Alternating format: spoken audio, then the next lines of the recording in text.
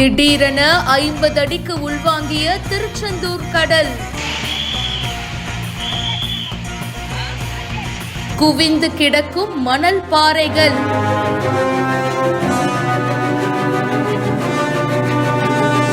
கடல் உள்வாங்கிய பரபரப்பான காட்சிகள்.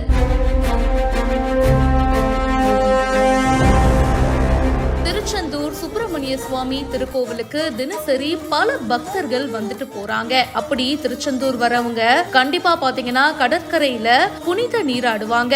அந்த வரிசையில கடந்த ஒரு மாசத்துக்கு மேலாவே பாத்தீங்கன்னா திருச்செந்தூர்ல இருக்கிற கடற்கரை முகப்புல அதிகப்படியான கடல் அரிப்பு ஏற்பட்டுள்ளதா பக்தர்கள் கடல்ல நீராட முடியாத நிலை ஏற்பட்டிருக்கு. இதுவரைக்கும் 30 அடி தூரத்துக்கும் 8 அடி ஆழத்துக்கும் கடல் உள்வாங்கி காணப்பட்டுட்டு வந்தது. அப்படி இருக்கும்போது இப்போ மறுபடியும் 50 அடி தூரத்துக்கு கடல் உள்வாங்கி காணப்பட்டுட்டு வருது. இதனால கடலுக்குள்ள இருந்த மணல்கள் குவிஞ்சு தற்போது மணல் பாறைகளா நெடுந்தூரம் தெரிந்தபடி இருந்துட்டு வருது. இதனால கோவில் முன்னாடி இருக்கிற கடற்கரை முகப்புல மணல் பாறைகள் ஏராளமா தெரிந்து காணப்படுவதனால பக்தர்கள் யாரும் கடல்ல இந்த பகுதியில இறங்கி குளிக்க வேண்டாம் அப்படின்னு இப்போ கோவில் நிர்வாகம் சார்பில் தெரிவிக்கப்பட்டிருக்கு.